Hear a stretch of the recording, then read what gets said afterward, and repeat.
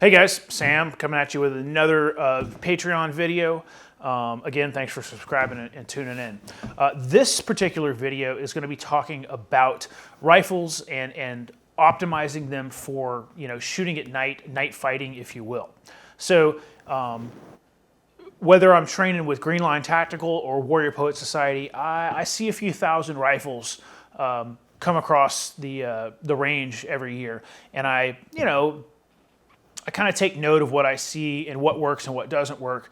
And there are some rifles out there that are, while they're good rifles, they are not necessarily optimized or usable when it comes to the nighttime realm. About all you could do with them is really mount a light on them, and that's kind of where it stops. And that's okay if that's all you're going to do, but if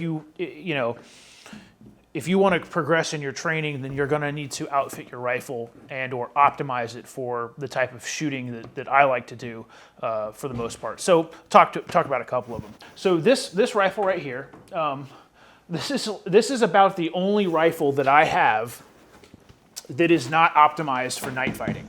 And there's a reason I have this rifle. It was actually one of Pat Rogers' guns.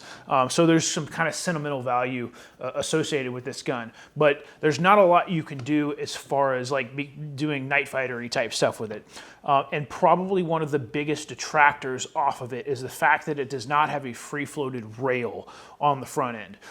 If you are running if you're running Mo handguards, they're not free-floated. You're very limited in how you can mount a laser on these things because you're kind of coming off at about a 45-degree angle off the sides, so stuff's going to be canted inward or outward, depending on how you have the laser mounted. But you really can't mount them on top, which is the optimal place to mount a laser as far as using it with your ergonomics in mind.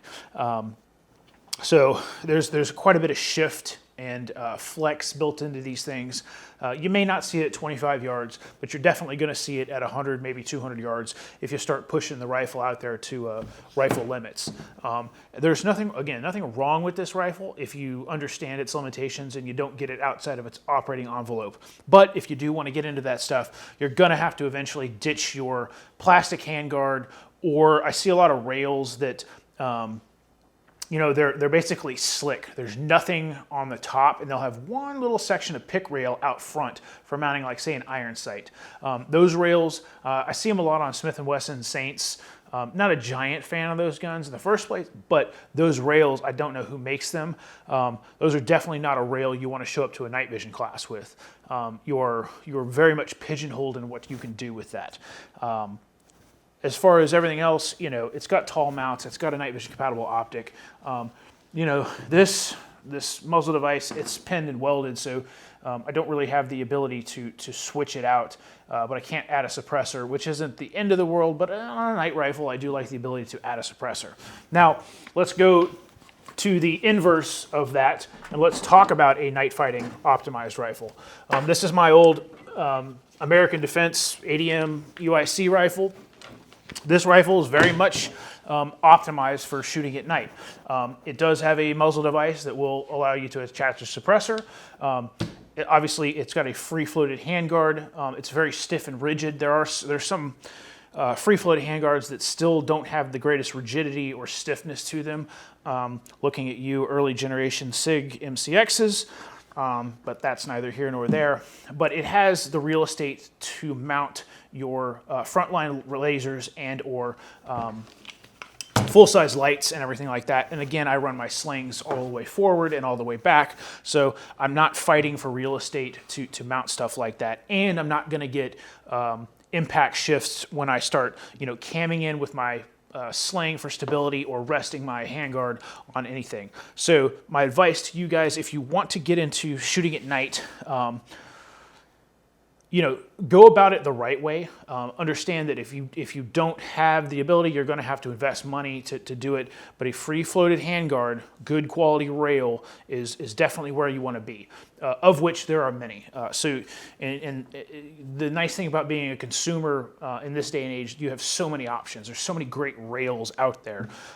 It doesn't have to be this rail or that rail, but you could almost just, randomly, blindly search on the internet, and you probably in all likelihood would land on something that's quality. So again, free floated rails, really important for that stuff.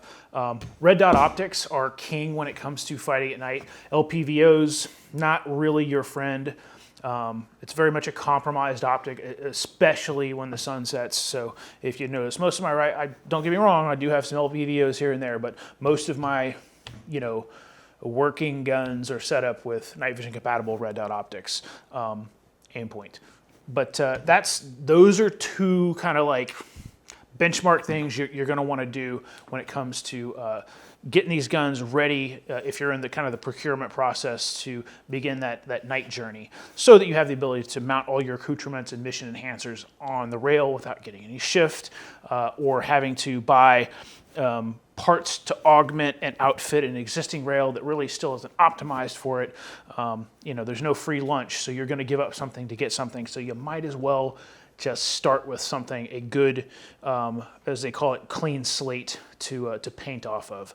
But that's my ADM UIC. It's been a great gun. I still shoot it occasionally. I'll be shooting it probably this weekend. But anyways, we'll see you out there, and come train with us at Green Line or Warrior Poet Society. And if you have any questions, post them up in the comments. I hope these videos are helping you guys out. And any other topics for videos, also post those in there. Or anything else you'd like to see. If I've got shitty video or shitty audio, let me know about it. But I'll see you guys next time.